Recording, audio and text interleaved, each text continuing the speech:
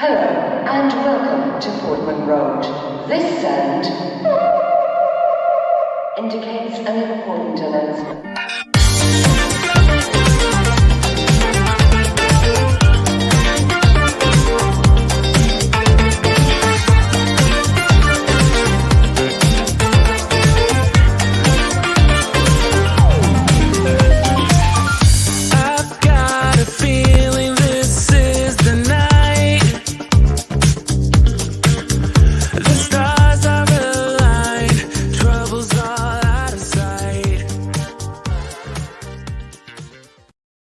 Good evening. Hello again, friends, and you are my friends, and welcome into another Thursday night match day preview. I am your host, Martin The Governor Lambert, and I just want to highlight ITFC Tweedy's wonderful post here. Forgot this was on. Lucky I got a notification. That's right. Do not forget to tap the notification bell on YouTube and subscribe if you haven't yet done so to get notified every time we go live. So just like Tweedy here, you don't miss us.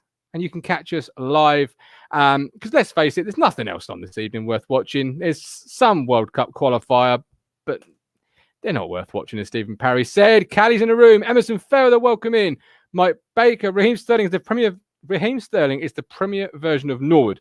Needs 10 chances to score one. Stephen Parry, I can't open it. Put in a new one. Not quite sure what that's about, but we'll move. We'll move. And Nick Miller, you're in the Guinness Book of Records for longest YouTube. Is that true? No, that can't be true. That can't be true. Don't be hooking me in like that. You know me, Nick. I'm after every record possible, my man, except the one for a consecutive number of days live, because March killed me. Absolutely killed me. Sunday, Monday, Tuesday, Thursday, Saturday, Sunday, Monday. My wife said to me on Tuesday night, "Who are you?" It's true. Anyway, this evening we have got a jam-packed show for you. We've got 7 items on the wheel. How quickly we fly through those depends on these lovely, wonderful contributors. First of all, joining me is a man that will hopefully bring many a laugh, because I need them. Last night I was sadly at the hospital with my young son, who had bashed his head and everything. And then we've got the week that's been from hell. Hopefully, no pressure, Flatty, you'll bring some laughs.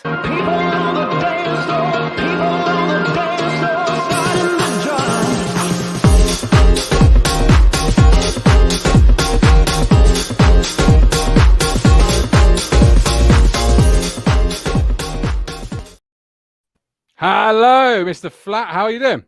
Martin, I'm good, mate. How are you? All right? I'm very well. I'm very well tired, because you know how long you can be up the old A&E for sometimes. But we're here. I'm excited for the show. As I said to you off air, wasn't quite sure if I was going to do it or not, but nice big deep breath. It's like walking out at Wembley, albeit empty. So it's exactly like walking out at Wembley. And, we're here. Nice big deep breath, but no pressure on you, all right? Just bring the laughs, bring your natural bands. But if you can do me a favour today, just stay online.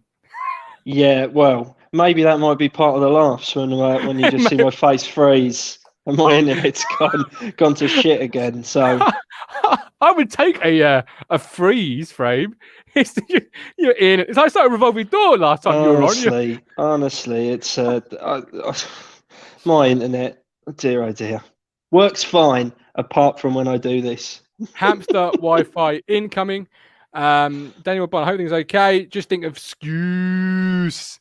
That'll cheer you up. I don't know if that's going to cheer me up or not, damn. But we'll go with it. He might be needed for this huge 11 game running. Stephen Parry, get the hamster running. George, legend, welcome in, my man. So our trio this evening is completed by somebody making another appearance. One more appearance closer to a nickname. Much of that annoys people. I don't know why it annoys people, but it does. But more importantly, an intro. So make it a good show, Vicky, because this will be on your intro reel. How you doing?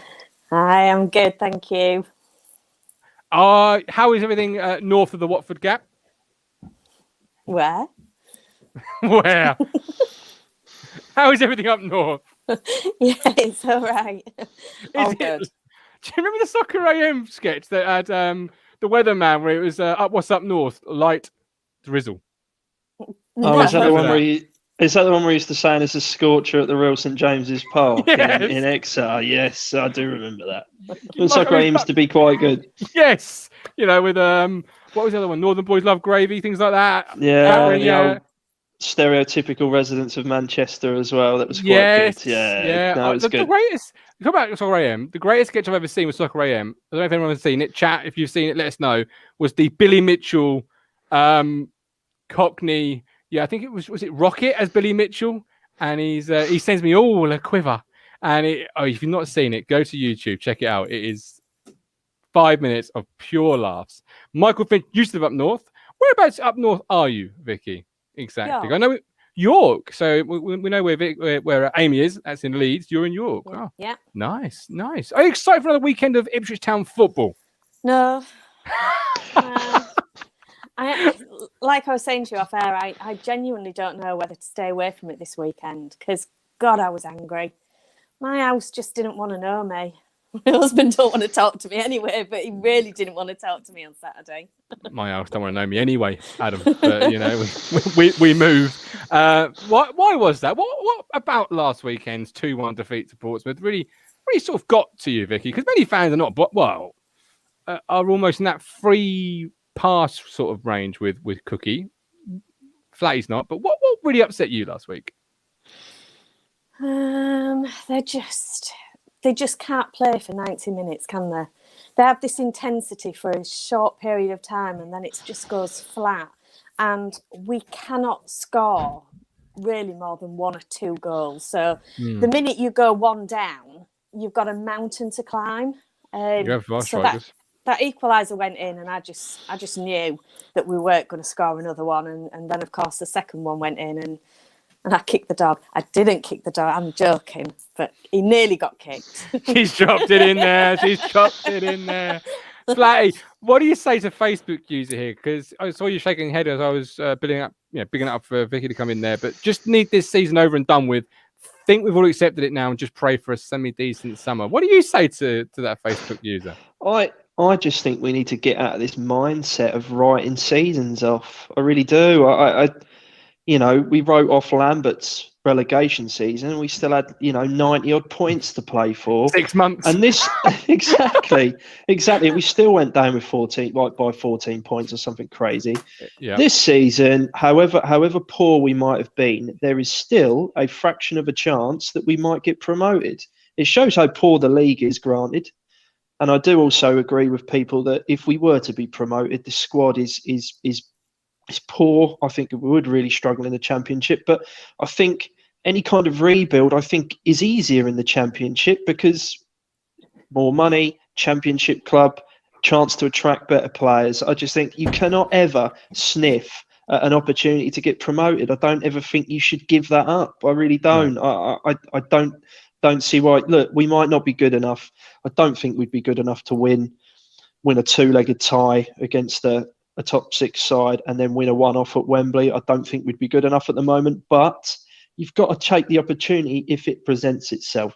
I really do. So hopefully, we beat these sides in this so-called easy run-in and we see where the season takes us. But the fact, I think you've said it before, Martin, the fact that we are still in with a shout, given we've lost, 12, 13 games? Mental. We have lost 13 games and won 16. Yeah, it shows how mental the league is, really. But I've got a new video out tomorrow with Meet the Position. I'm talking to Barry from the Wigan podcast.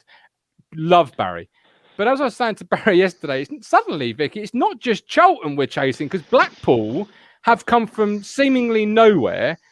But more worryingly, they're the ones that have got a game in hand on us. So where we were all looking in going, it's okay, don't panic. We've still got a game in hand or 2 over so-and-so or so-and-so. Suddenly we're looking up and going, oh, hang on. They played 34, we played 35. Oh, no. It's the whole dynamic's changed, isn't it, since Blackpool have come from absolutely nowhere. And I wonder if Blackpool can train more than 2 days a week as well. Well, let's discuss that. Let's come on to that. Because obviously this is Cookie's first full week training with the squad. And I have to write my article for tomorrow's paper and the online editions early part of the week. So I'm writing it full of hope and optimism of what Paul Cook can install. The moment I press send, it seems, it comes out that they can't train more than 2 times a bloody day. Because that article would have been completely different. Well, when you hear that, Vicky, Paul Cook coming out and saying, and I want to try and get this right for sort of obvious reasons. Are you still there? Yeah. Perfect. No, so my screen's gone blank. That's all. I'll carry on talking. I want to try and get this right because I don't want to misquote him or anything. But basically, he says, I can't get it up. They couldn't train more than a couple of times. Sports science, modern day, it is what it is. But when you heard the comments come out from Paul Cook, what were you thinking? That was ridiculous, wasn't it? I mean, these are supposed to be professional athletes that are supposed to play football. 90 minutes intense football, and then they can't train twice a day, 2 days in a row. Fuck off. I mean, come on. She's got her intro piece. She's not wrong. She's got her intro piece. Everyone's got to have a little piece in their intro if they've got one, and that's it. Seriously, do you expect them to play in the Championship with that fast pace if they can't even do that? Nah. Flatty's being upstaged every single second of this show. Flatty, come in on that one. No, she's right. She's not wrong, is she? What a farce. What an absolute farce. But, Martin, Jim Henry's not been in the building since the 30th of December. They haven't had a fitness coach. They haven't replaced him. Lee O'Neill, apparently, I think he's got a sports science degree. And he talks a lot about sports science, yet Paul Cook's unearthed the unfit football team. And it correlates with how we fade in games, doesn't it? He wants us to play this high press, fast pace. Players can't do it, can they? 20 minutes, 40 minutes. Maybe we might get 60 minutes on Saturday out of them. Who knows? I don't know. Maybe.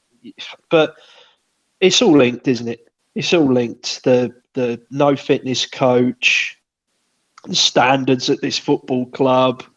I think what Vicky said, she's slightly wrong there when she said professional athletes. Professional, yes. Athletes, probably not. No, I think you could scrub that bit off. So to provide a bit of clarity, just so we're clear on what was actually said. So Cook had planned 3 days of double sessions before giving his players Thursday off and travelling to Wigan on Friday. And he said, we tried to do 3 days. We wanted to cram as much as we could into a week. We were doing 3 double sessions on Monday, Tuesday and Wednesday. We trained really well on Monday. We did train really well. But obviously then, though, the modern day sports science, the reaction of the players probably weren't strong enough to train again the second day like they did the first day. And that was really, really disappointing. I read it at the same time. Also, all you guys and girls did. I was a little bit upset, I'm going to be honest, because, I'm not the greatest of health person myself. And I was there every match day with them through March. Yes, I wasn't playing, but trust me, sat on your ass for an hour and a half does hurt. And I was just as tired, and I was thinking, come on, give me the money and I'll run around for an extra hour. Yeah, there's tons of people out there that would do that for free, wouldn't they? Tons of town supporters would run for a wall, and then you've got these lads that can't do, the tough double sessions, or can't do two continuous days of double sessions. I mean, what must Paul Cook think when he has to come out and say that and you could tell he was disappointed, didn't you? Read what he said. He was disappointed that they weren't able to do what he had in mind. His whole training week has just been completely thrown into disarray because the players are, I don't know, maybe down tools is not the right way of putting it, but obviously he worked them hard and they just aren't able to take it. They aren't able to go again. It's all linked with that mental fragility, Martin, and the desire and the standards at the football club. It's all linked into what we're seeing, I think. But that says a lot about them not playing for 90 minutes, doesn't it? Because they can't. They come out and they play good for a half, whether it's the first half or the second, but then they go off home. They're not there for the next. And that's probably says a lot of the reasons why. David Pascoe, the tragedy is, they're not saving it for the match. They'll just rear along again and try and wing it, get off as lightly as possible. ITFC, Paul Cook's probably going to have to do an open try in the summer with Evans still in charge.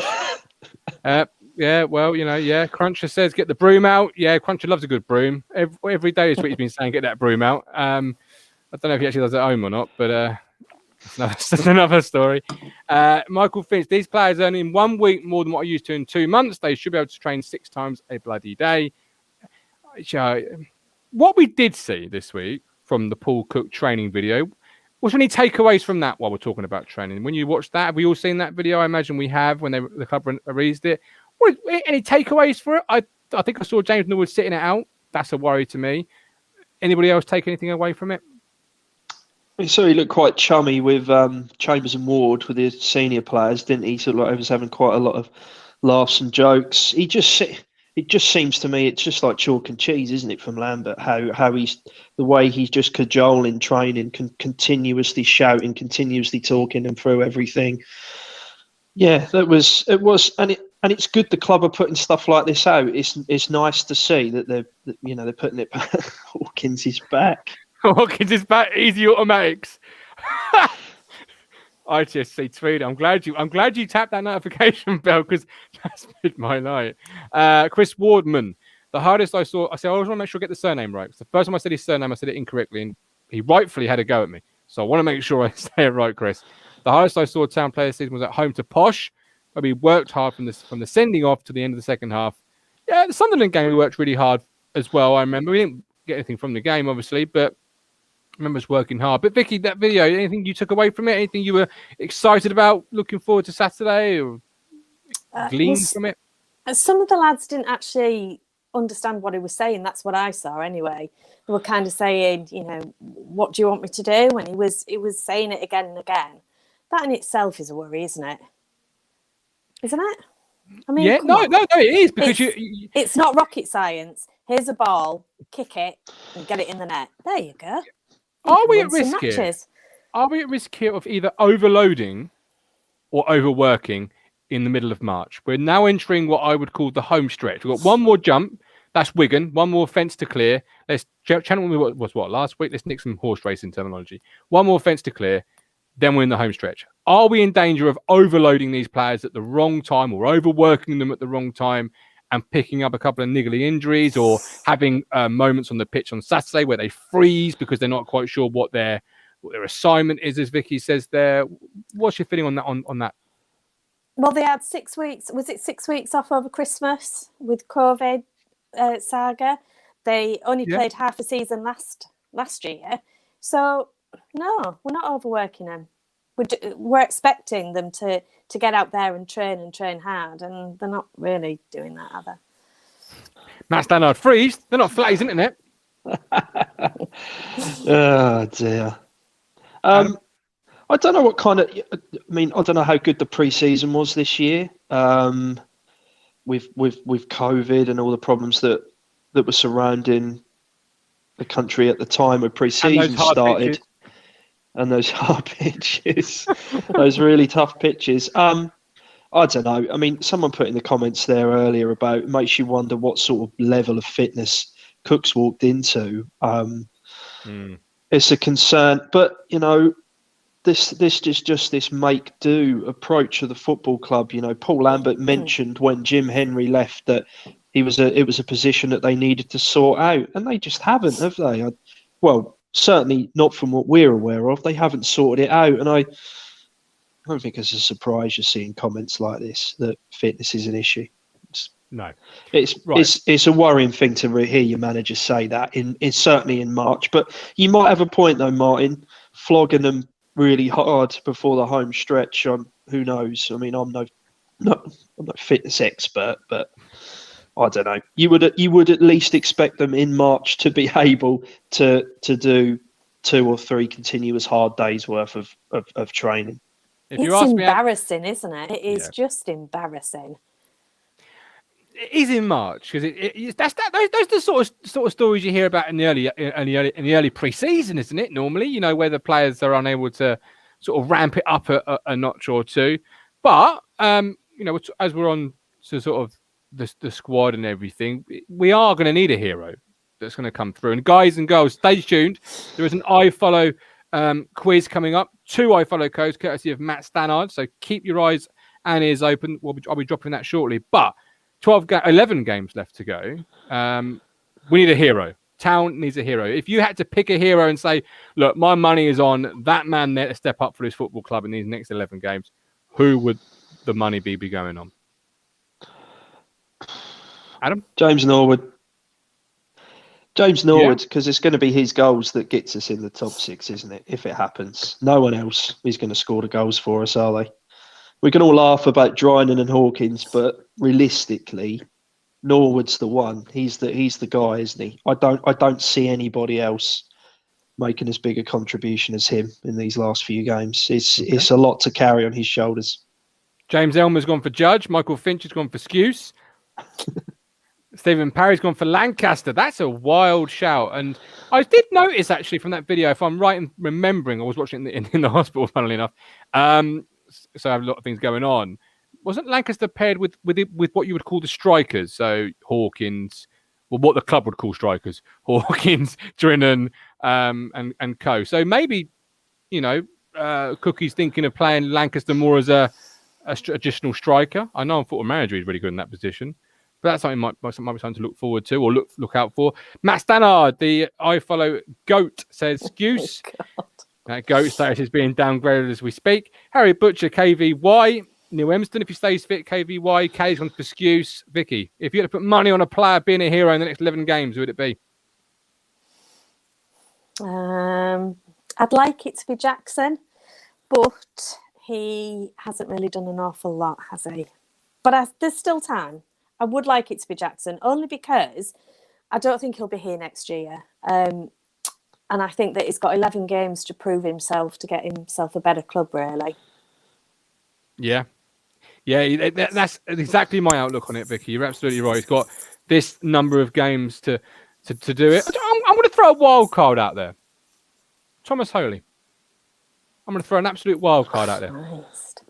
Absolute, because at some point you have to think, working with Jimmy Walker, playing as many games as he has done, it's going to pay off at some point, right? So at some point, we're going to see a cat-like reflex, and it might be like the 89th minute of the 46th game where, if we win the playoffs, and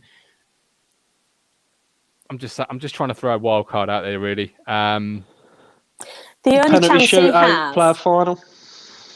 Pump the brakes. The only chance he has to save more goals is by putting big foam hands on his hands, because otherwise he's just fucking useless. She's done it again. Your gold dust. I'm so glad I've got you booked. Poor Thomas Holy. Let's hope he's not watching. Wow. He's a nice guy. He's a nice guy, but come on, he's not great. Better than the other one, Cornell, but that's not saying a lot. No, he's a bog bang average League One goalkeeper, isn't he? I think. But that's what we currently are, though, isn't it? So. But at some point, bog average occasionally must have a moment where he wins you something, like, and I'm thinking that's a hero moment, right? 89th minute, last game, win it, and you're in the playoffs. He goes, Jimmy Glass. Was it Jimmy Glass? Yeah, he scores in the injury time. Yeah, well, it could be that he's like immortalised statues around the club. Everyone will say, "I told you all season we should be playing him up front." He ends up scoring more goals than some of our midfielders. No, Aaron Drinan. It's going to be the player final, isn't it? He saves like the sudden death penalty, and then he has to take the next one himself and absolutely levers it into the top corner. Absolutely right. Matt Stannard, Holy goes on a rampage, cat-like save, gets up, brushes off mud, dribbles up the pitch, smashes it in. See lads, that's how it's done. Exactly what I'm thinking. Neil Emston, trouble is at the minute, KVY is the only player that fits Cook's formation. ITFC Tweet. I haven't got a pitch alongside Holy yet. He has to stay. David Pascoe. It could be Alan Judge, was playing well until the last game or two. So we've got an injury crisis. Well, not a crisis. You can't have a crisis with 51 senior pros. But we have got... That's another thing with all this double training session. Couldn't you just send half of a moment, brought the other half out, and just said it's your turn now to show me what you've got, and I can compare the footage? I don't know.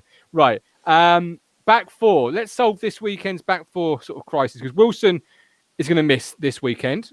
Kane Vincent-Young, as we know, conversation's been going all week, has just returned from 17 months out injured. Maybe a little bit too early for him. I don't know. So what would your back four be this weekend? Guys and girls in the chat. Vicky, I'll come to you first. So what would your back four be this weekend? Oh, Chambers has got to be there. And I know that's going to split opinion, but I don't think he does a bad job. You know, I know you, Martin, will think differently, but he hasn't played, you know, it's a team match and there's 11 on that pitch. And let's face it, 11 have been shit. So it's not just him. So I think it's Chambers for me. Who else have we got? Nasala. Yep. So you've got Chambers at right back, have you, Vicky? You're keeping Chambers at right back, playing Toto. So who comes in for James Wilson with you then? Well, there's Wilford then, isn't there? Out of the cold. Yeah, was he in the 18-man squad against Pompey? I don't think he was he?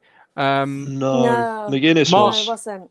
But he's with Ireland, which, you know, if Paul Lambert had done that style of thinking, people would have gone, no foresight there.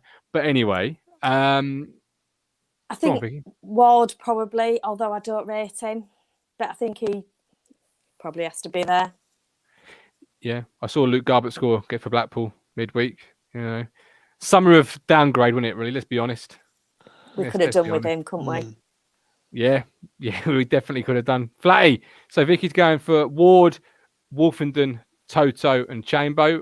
Would you agree with that? Would you go with something a bit different? What do you think? I think, apart from what I think I'd change Ward for Kenlock, probably that would be the only change. I think they're going to have to manage Kane Vincent-Young really carefully. I think the temptation is to throw him in straight away, but I think they're going to have to manage his minutes. So that means Chambers at right back. It's got to be Toto and Wolfenden because I don't think there's anybody else, is there? I don't think there's any other options really. And then not really. Kenlock at left back. That's what I think will happen. If he does decide to throw KVY in, then Chambers moves inside with Toto. Yeah. But who played against Portsmouth? Was it Stephen Ward played left back, didn't he? And Kenlock was bombed out of the 18 completely. So I wouldn't be surprised to see Kenlock back. As Callie said, you got Elkan Baggett.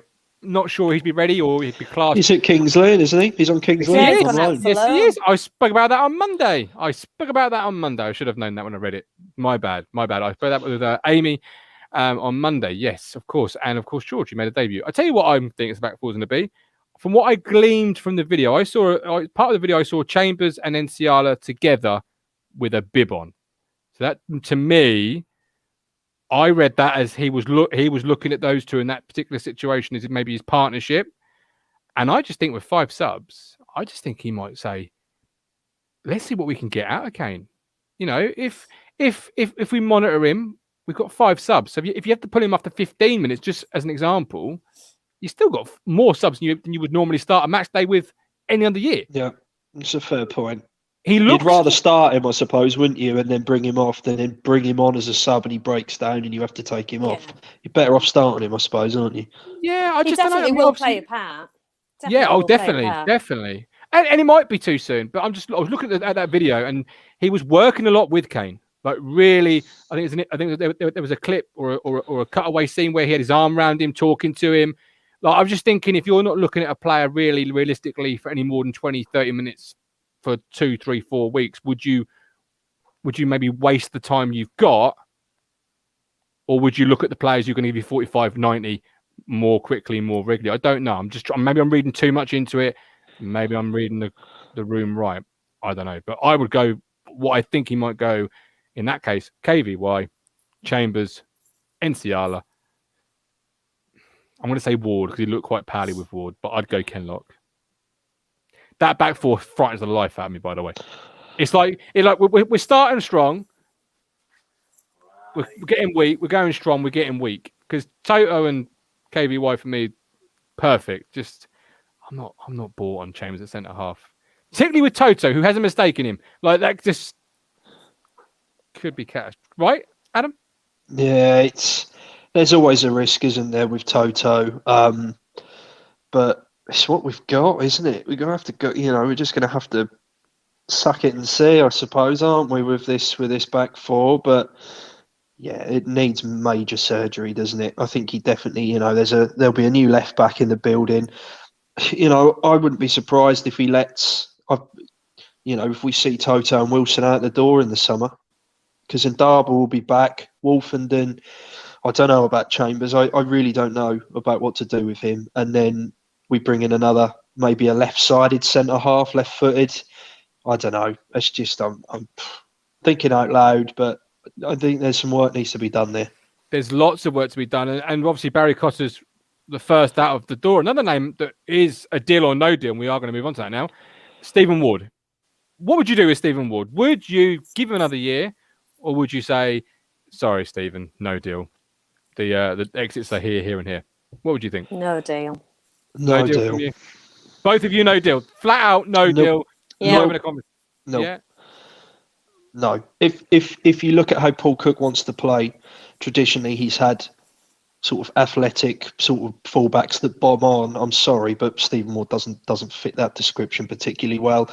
There's going to be a new left back next season. Convinced of it. He's going to be looking at Kane Vincent-Young, Mark II, to play over the other side. I mean, don't forget as well, we've got Tristan Nydam in the building who could push into left back, who was very talented young player who played in the Championship under Mick. He's had that bad injury, but he's a talented footballer. He could play left back, but I think you'll be seeing another like pacey, athletic, young left back coming in the summer to complement Kane Vincent-Young on the right hand side. Yeah, I think you'd have to though, Vicky, wouldn't you? Because obviously, if you lose Ward, you haven't got a left back ready enough to step in, so you'd have to, right? Yeah, absolutely. And I think with Chambers, he will have to step back. I'd like to see him do a bit of a coaching role, but be there in case we need him, because with our injuries, we're always going to need a backup. And he ain't a bad backup to have, and nice on the eye as well. Well, another thing from that video, I heard a lot of Chambers. And oftentimes you hear a lot of fans, myself included, saying you don't hear Chambers on the pitch or you don't see him issuing instructions. And if you are going to sell the fan base on him being around as a coach, I want to see more of that, Adam, from our media team. More clips where we're hearing, not necessarily seeing him, but you can hear him. But I suppose, though, being an experienced voice in training and behind the scenes is all well and good, but you need it on the Saturday, don't you, on the pitch when the chips are down and you've just conceded a goal and heads are dropping and you need to start to cajole your team to sort of go again and let's go and win it again. And I don't see that enough. I think it's all well and good beating your chest and being the big man before kickoff, but it's when the chips are down that this football club needs proper leaders, I think. And when we concede goals or when we have a setback, there's no, I think someone the other day, just to throw this out there was a game years and years ago, I think we were 2-0 down to Coventry and we came back and won 4-2 in the second half. And I sit and think, that would never happen again. And with this lot, it's not likely to happen again for a long time until the mentality changes. When we concede a goal, I mean, we didn't even go behind against Portsmouth. We conceded an equaliser after playing really well, and then we completely lost the way. Heads went down as if we'd already been beaten at that point, Portsmouth, and we just bumbled through a second half, and it was right, okay, when are Portsmouth going to score their eventual winner? That's where I think, that's why I sort of warm into the fact of maybe new voices. We can, you can still bring in experienced players. Just because if we get rid of Skews or Chambers, people seem to think we'll lose experience. You can buy experienced players. You can bring experienced players into the building. I'm sure that's what Paul Cook's going to do. I just think new voices are needed around this football club, personally. You can also have bad experiences, though, Vicky. Yeah, good point. Yeah. Not all experience is good experience, and not all experience you want within the building. And they're nice guys, but as I think Ben said up a bit further up the chat earlier in the conversation, he doesn't. This is Ben now. He doesn't want nice guys anymore. He wants winners. If there are souls, so be it. I want winners, and I want to see this football club win, and that's a fair point. Another senior pro, then Freddie Sears. Deal or no, No deal? deal. No No deal. deal. Go on. Yeah. So that's both senior players you'd bomb out. Vicky, Freddie Sears, what are your thoughts on him? Why no deal? No deal. He can't keep fit, and he was decent a couple of seasons ago when we was in I think it was the championship the last season. He was really decent, and then he got that injury, and he's never been the same since. And it is time that he went, definitely. Adam, Where does he fit with Cook in this system? He's not a central striker.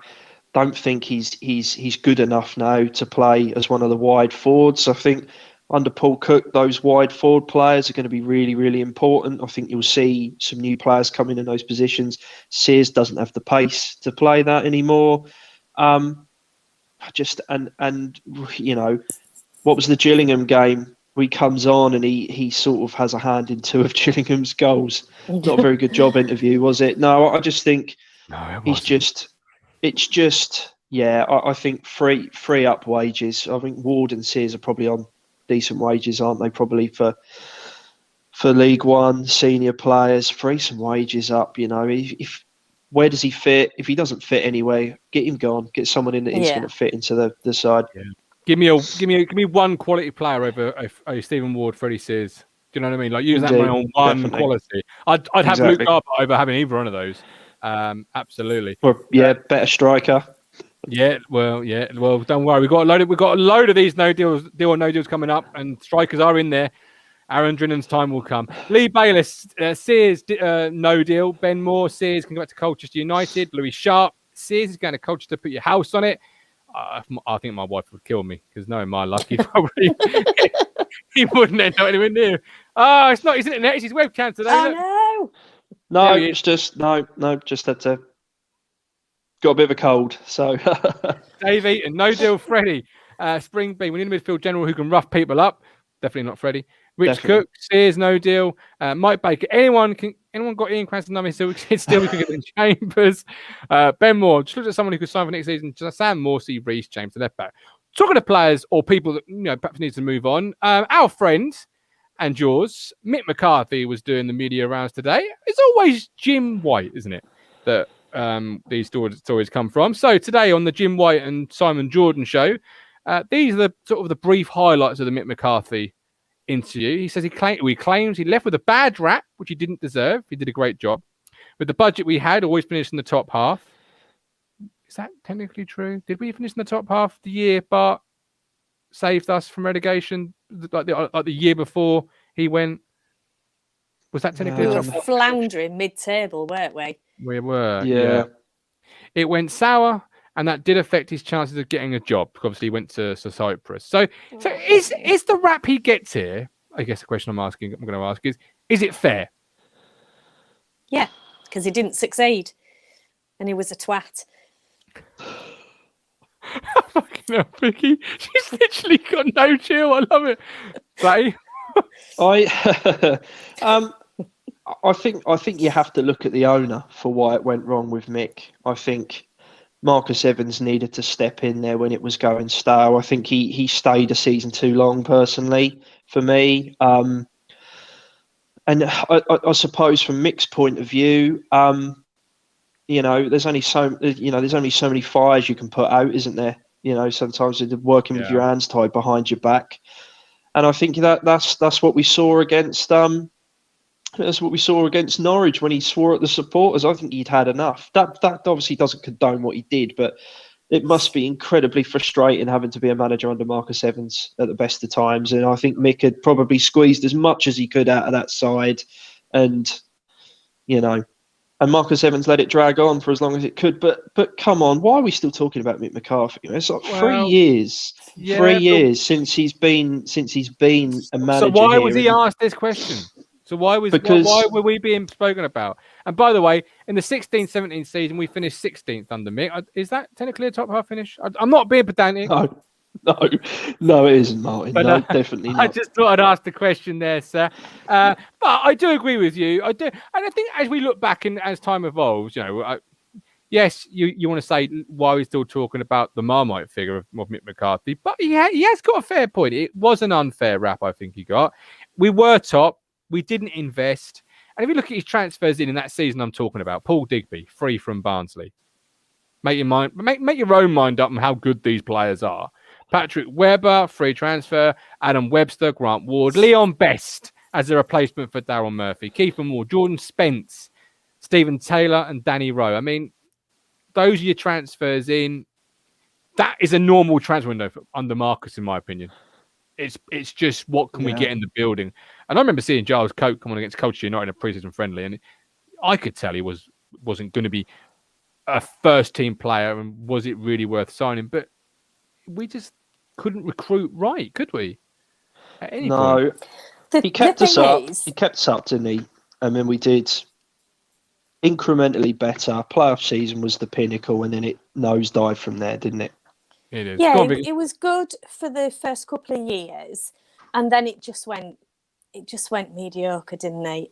And it couldn't get anything back from that. And then telling us to fuck off was about the last straw for me, really. Absolutely. But he had some good transfers in with he worked well with the no budget. I will give him that. And actually, he was a character, and I did like him up until the point of that Norwich match, and it was, that's it now. Yeah, I never liked him. I'm going to be honest. But looking back in retrospective history, that transfer window, that's a relegation window. And the fact he didn't get relegated, I take my hat off if all one to him, because fucking hell, that was an atrocious list. That was... Wow. And at times the football was garbage, wasn't it? It was absolute garbage. And I'd hedge my bets that Jim White didn't watch an awful lot of Ipswich under Mick McCarthy in the latter years of Mick McCarthy. So I don't know where I don't know where Jim White obviously sort of gets off in sort of just talking about stuff when he clearly doesn't know what he's on about. Also as well, just a quick one. All you had to do was look at the Twitter comments after some of Ireland's games to see what some of their supporters thought about Mick's football in his second time round as Ireland manager. So, and we'll see what Cardiff fans are going to say in a year's time, 2 years' time, when they're fully ingrained into Mick McCarthy ball as to whether they like it. I mean, even now I have a quick look at some of their comments, and even now there's comments like, "God, we're set up so negatively," or "God, that was a shit half," and stuff. So. I always say Leopard doesn't change his spots, does it? So if you'd backed him, he'd be immortal. People wouldn't be saying, "Why are we talking about McCarthy now?" They'd be saying, "Can we talk about McCarthy now?"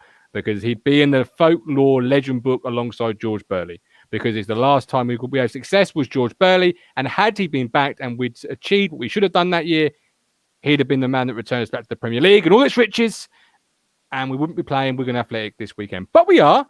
And to watch us this weekend, we do have two iFollow codes courtesy of Matt Stannard. What a seamless link. Here is the crunch of the questions. Good evening. So we've got two iFollow passes kindly donated by Matt Stannard. First two correct answers. DM me with proof of subscription and I'll deal out the iFollow passes. Right. Question is, which player scored for both Wigan and Ipswich Town in the Premier League, and also made an appearance for the Governor's local team, Stowmarket Town? Good luck.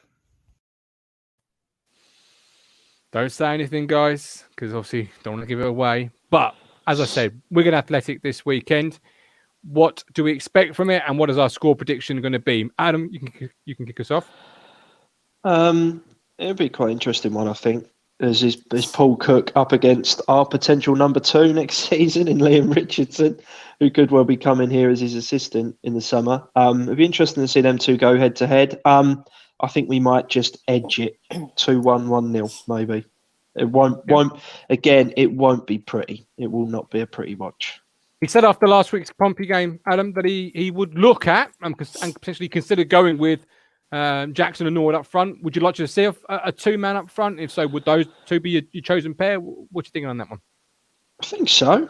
It worked at points last season, didn't it? I mean, Jackson scored 11 goals and however many assists. I don't see it for a side that struggles to score goals. I don't know why you wouldn't try to do something else that might give you the opportunity to score more goals. So hopefully there is the two. Again, the problem will always be will we be strong enough in midfield? Will we be able to create enough decent chances for both of them? Mm-hmm. But yeah, do we have the personnel to play 4-4-2? I know people have been banging on about it, but Andre Dazelle plus Cole Skews in centre mid on Saturday. I mean, you could have Jackson and Norwood up front, but if you've got them two in central midfield, does it really matter who you've got up front? Absolutely. Before you come in, Vicky, we have got our two winners. They are, where's Cruncher's message? There it is. Mac, ITFC, and Dave Eaton. You are our two winners. Daniel Barnard, who every week says, I never win. He came this close, Dan. You came this close to winning. You were literally the next one after Dave Eaton. Unlucky. But there will be a new code next week. So well done, you two winners. Enjoy the game and 3 points this weekend. Vicky, what are your thoughts in terms of that two-man strike force, first of all? So you mentioned Jackson is one of your heroes coming into this 11 games. Would you like to see Jackson and Nord up front together? I really, really would. Whether it's going to happen or not, I don't know, because obviously it's not Cook's preferred formation. But I really would like that. I think it would just give us a little bit more oomph up front, trying to score some goals, because that's what we need to do. If you don't score, you don't win. It's as simple as that. And you can have 11 men in defence, but if one of them doesn't go and score, you're never going to win a game. So we definitely need a little bit more up front. No, yeah, I do agree. Last year for Lambert, for the large part, we were great. Jackson and Norwood's goals were the reason why we were great. As you say, goals win points and points win prizes in 11 games' time. So what do you think the score will be this weekend then, Vicky? Well, on paper, we should beat them easily, because Wigan, the toilet, aren't they? They're just rubbish. But words that preceded unfortunate events. Oh no. But again, unless we score some goals, I'd like to think that we'll win, maybe 2-0. I'm going to go for 2-0, but that's been optimistic. It is. Well, Wigan are a team that, as we'll find out if you watch tomorrow's opposition, meet the opposition with Barry. They're a team that's had a lot of injuries, particularly up in the key areas. So they're never quite sure what to expect from their team either. And they've had some players sold off. But interestingly, and it's not on the video, but I was talking with Barry, they had a protest arranged for this weekend. He was telling me. I'll give a you won't win anything, but I'll give a point. Anybody can tell me how many people were arranged to come onto this protest. The reason they were protesting was the ownership, the consortium, the changeover hadn't gone through quick enough for them. They were trying to hurry it through. How many people can you guess that they were having on this protest? Was it more than No. Was it more than the Fisherman's 9? It was much more than Fisherman's 9, without a doubt. Without a doubt. 500. Not quite that many. 200. 200 people. And then it was changed because it went through to a celebration. He was telling me they were going to come down and he said a lot of people that like to have a drink got hold of it and all that. But yeah, I just thought, wow, in COVID times, and they were going to throw. You said what? Tennis balls? Is that the Charlton trick where they launch tennis balls onto the pitch and all of that? And wow. I mean, that's Parry. Stephen Parry said 195. You were close, Stephen. They found 5 more extra people than that. But yeah. So he was telling me. I was just one of those things I was surprised at. People don't see each other anymore. But yeah, okay. That's hardcore if they're going to throw tennis balls, isn't it? Wow. Well, yeah. And plus, you can't break anything with tennis balls, right? You can't set fire to gates or anything, right? I mean, there you go. Martin, we need to take a leaf out of that side in Ukraine who stormed their owner's offices and put him into like a bin, a dumpster, and paraded him through town. We do not endorse such actions here on the network. We do not support such actions here on the network. And we do not suggest anybody storms anybody's office. Unless it's the tea ladies, because everyone has a good cup of tea, particularly Paul Cook. So it seems. But I saw an article Needs to today. try Yorkshire tea. Well, this is it. I saw an article today to finish off the show. Top 10 Ipswich Town signings, right? As in, like, the highest fees we've paid. Can you guess who number 10 on the list is? We'll run through this every week. But number 10, can we have a guess of who number 10 might be on this list? It's going to be someone like Janoy Danassian, is it? No, it's not Janoy Danassian. No. This was a list that was put on, it's on footballleagueworld.co.uk. It was posted on the forum today. Number 10, and he cost 1.25 million. That's what I will tell you, according to this article. This player cost 1.25 million, and he comes at number 10 on most expensive ITFC transfers. Can't think. Not a clue. Where does he play? What's his position? Fullback. Was it Cresswell? Not Cresswell. No. Vicky, any guesses? Not for me. He played his football up north. I'll tell you that much. Up north. Someone's got it right in the chat. Chris Jackson? Makin. Chris Makin. Play left back or right back. Signed from Sunderland for £1.25 million in 2001. He's what you call a solid fullback, when he Chris Makin. I mean, that's the old days, right? I mean, yeah.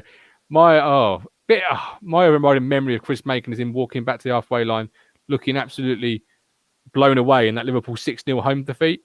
He just looks totally shell-shocked, and I can't blame him because we were absolute dire that day. But yeah, and I think the ITV cameras, I think it was ITV at the time, picked it up. It's one of those memories that always sticks to me. Chris Makin. But yeah, I know. We'll go through that little list every week. There's some good names on there. But yeah, he came at number 10 at 1.25 million. Vicky, Adam, you've really been a breath of fresh air this evening. You've been everything I needed tonight and a lot more. And I hope those watching at home have thoroughly enjoyed it. As always, you can support us on Ko-Fi. Links are in the chat and the description. Until Saturday, 3 p.m. kickoff this weekend. So 2:30 match day ticket. I'm looking forward to being back live with you. Hopefully 3 points. Hopefully pints and points. But until the weekend, enjoy yourselves. Look after each other. It is currently England 4, San Marino 0. Make that 5-0.